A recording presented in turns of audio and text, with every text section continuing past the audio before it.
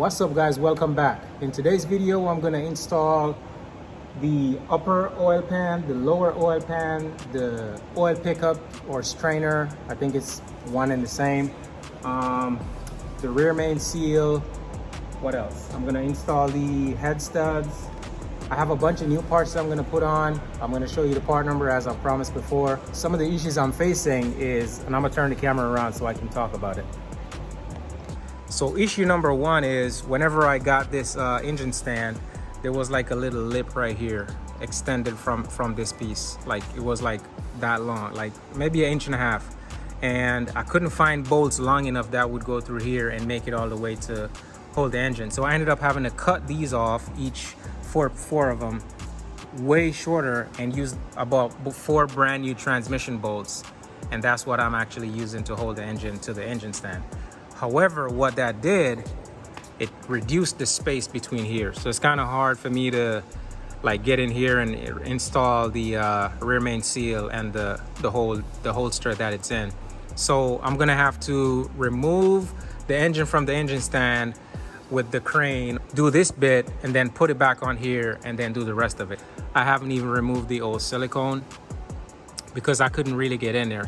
I'm gonna reinstall the oil filter housing with new O-rings right here, and this is the oil level sensor or oil temp. I'm not sure if it's just a temperature sensor or a level sensor, maybe it does both. So that is gonna get installed in the oil pan as well, and I think that's about does it for the bottom half of the engine. Like the rods, piston, crank, all that stuff is already in place, so I'm not doing any of that.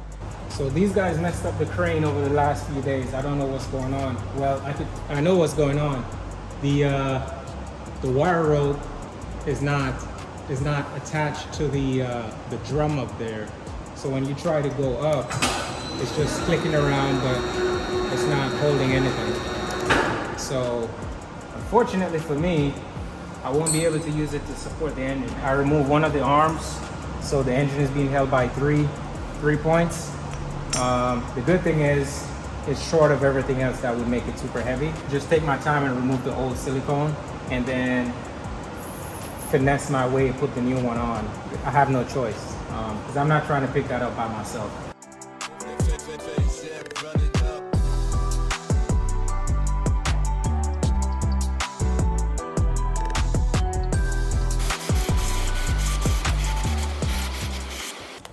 All right, so I got most of the stuff off, just a little bit on the side over here.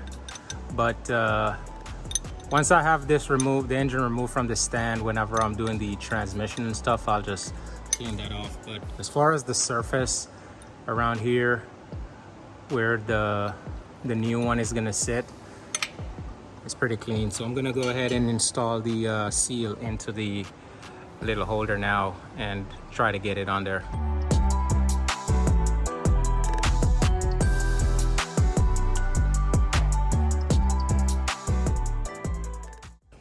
That thing was a struggle to get in there, but I got it in there. You can see FIPG squeezing out on the outside, so that's a good sign. But that one bolt all the way back here, I can't reach it. So I'm gonna have to put this arm back on, remove this one, and then I can access that one right there. I have the engine flipped over, and one thing I want to talk about is the those 6 bolts that holds the retainer for the rear main seal. The torque spec for that is 6 Newton meters or 53 inch-pound. It's really not a lot. I feel like if you just turn your ratchet to where it's tight, you probably pass what you're supposed to. So I tightened that by hand because, as you can see, it's really tight. I couldn't get any tool in there besides just a normal 10 millimeter wrench. So now for here, I'm gonna put a new upper oil pan on this thing. And the reason I'm doing that is I just wanted to keep the build going without having to remove the engine from my car. And here's the part number for that. It is 12111 46052. And also I bought it, it's a rear sump. So essentially, well, I don't have to break that down any further, but it's a rear sump. So I'm gonna go ahead and unbox it. I have opened it already, and I'll talk about what it comes with and what it doesn't come with. So here it is, brand spanking new from Toyota. It does come with these two studs right here for the oil pickup slash strainer. It doesn't come with the nuts. It doesn't come with the washer, and it doesn't come with any other hardware for the oil return line. So you have to transfer over these two studs from your wherever you get them, old engine, and these two 12mm nuts right here. So it just comes as a bare upper piece and nothing else other than these two studs. So basically now I'm going to go ahead and put the FIPG on it, and there is no order in which you tighten it down. However, there is an order in which you put the FIPG. Go inside, inside, inside, inside, and when you get to these last four, you go out, out, out, and then out and in. I'm basically going to use a Sharpie and put a line where I'm supposed to go, because I'm not going to remember.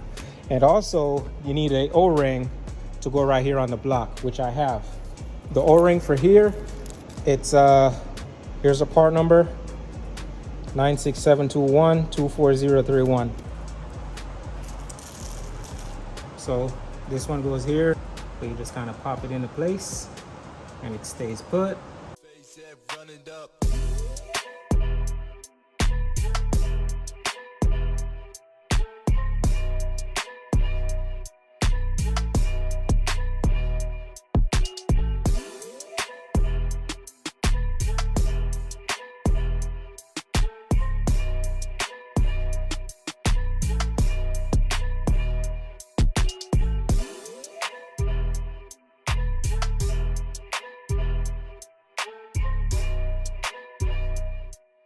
Obviously, I already cleaned the surface off, so there's no oil. Make sure that's nice and clean. And you're gonna take this puppy. You got these dowels that's gonna help you align it. You can also kind of, you know, look through the holes and see where it's supposed to go. There you go. Now, there are two sets of bolts. There's some 14 mils and some 12 mils. So the 12 mils, you're gonna torque those to 15 foot-pound, and then the 14 mils, you're gonna torque to 29 foot-pound. There are 6 of these long ones, and I'm gonna try, I think they go 1, 2, 3, 4, 5, 6. And those are your 14 mils, those are the long ones. Again, you're gonna torque those to 29 foot-pounds. And then all the rest of them, they're 12 mils, and you torque those to 15 foot-pounds.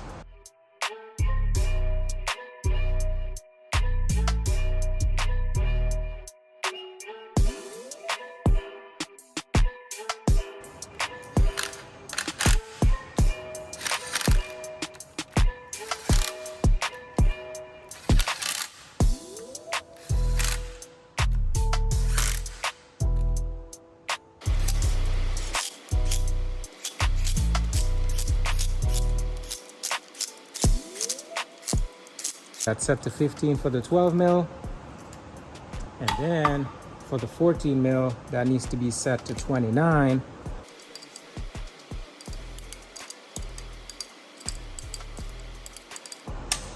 Just want to make sure again, double check.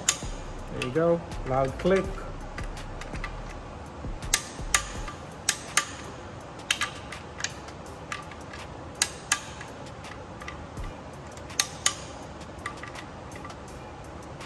I'm just gonna work my way around, that way I don't skip any.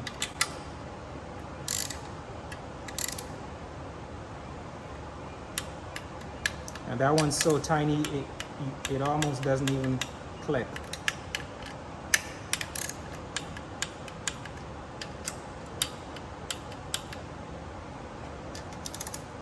And actually, I'm gonna do these ones and get rid of the extension.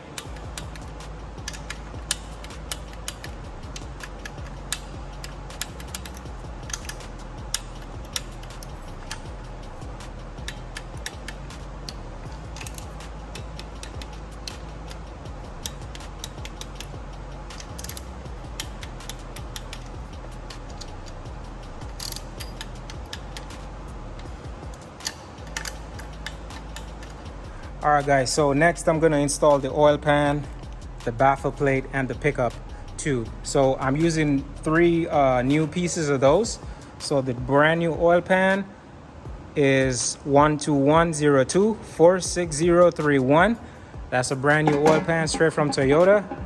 And the baffle plate, it's 121-46030. I'm actually gonna remove the stickers. And then the pickup or strainer, it's 15104-46030. Now for the FIPG on this, you basically go inside of all these holes. So you just go all the way in for each of those, and that one's pretty straightforward. Next, we're gonna mount the baffle plate, and once you have that in place, then you can go ahead and put this. There's a little washer that goes between the pickup, the strainer part, and the engine. Honestly, I don't know why it's there, because even if it's leaking, it's gonna leak right back into the engine, but it's there. Toyota put it there, so it is what it is. And then these are all 10 mil. And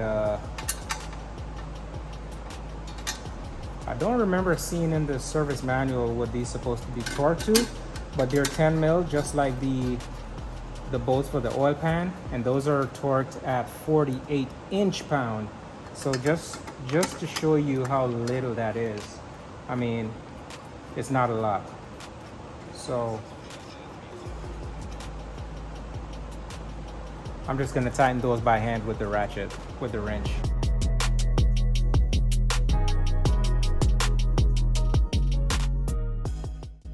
You gotta be very careful with these, because if you drop it down in there, whew, you better hope you have a magnet. It's gonna be a long day.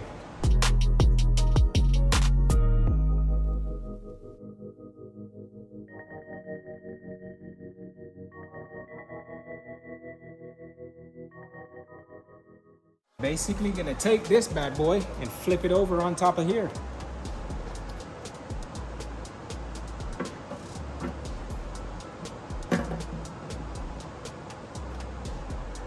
Just let it fall in place.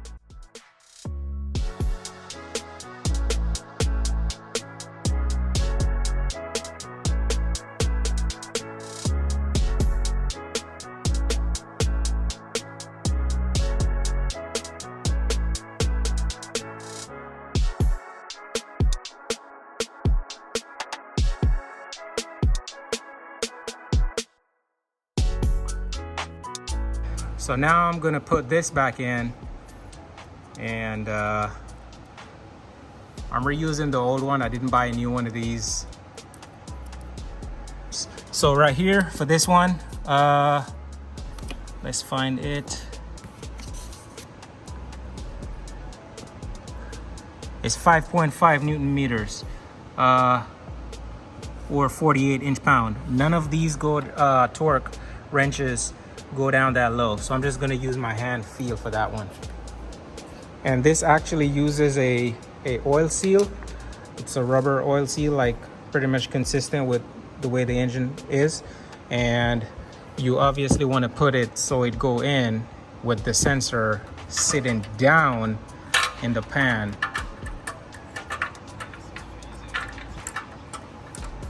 Wait, was I supposed to put this in before the baffle plate? No. There you go. So just like that, and all this extra FIPG is getting messy. I'm just gonna run these in.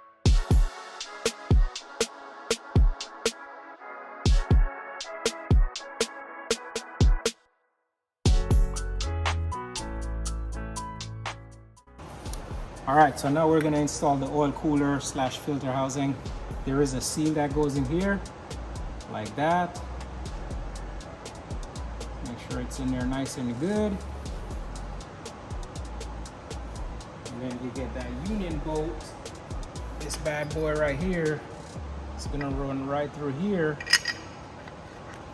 And then this is gonna get torqued to 66 foot-pounds. I already have my torque wrench set to 66. So Let's get it. And then you also have this, not sure what sensor this is, but there should be some kind of adhesive that goes around here that prevents it from leaking. I don't have that, so I'm just gonna stick it in there for now. And then when I get some, I'll figure out what the torque spec is and torque that down.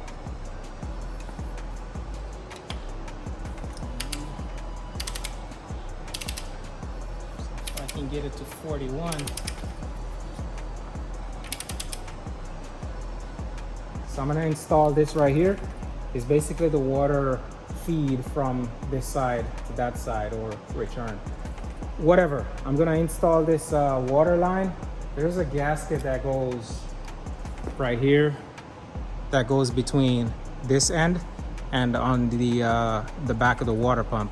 I'm gonna replace it, so I'm gonna install a new one. The part number for that is 16325-46010. That's for that gasket that goes between right here and the water pump over there.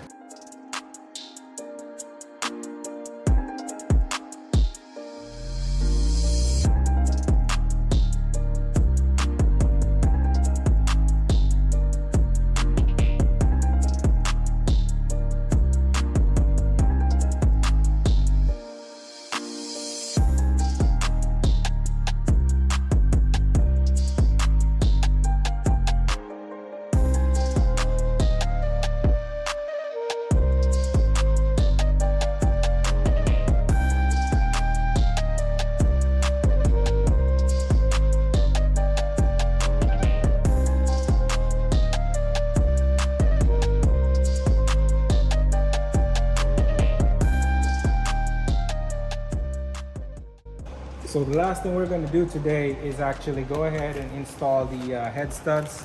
I'm not going to torque them down or any of that stuff. I'm literally just going to run them in. I should pull the instructions out, but I already know it's recommended to put some of this lube on the end of each of these studs before you put them in place.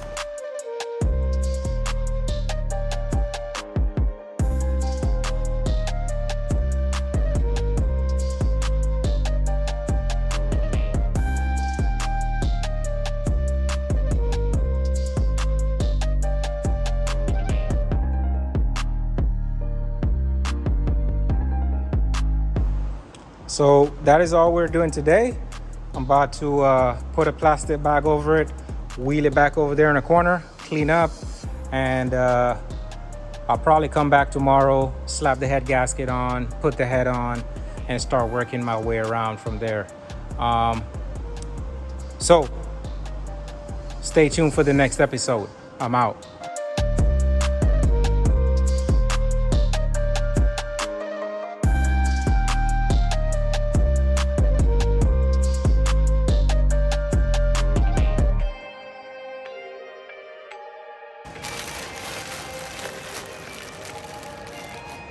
Peace.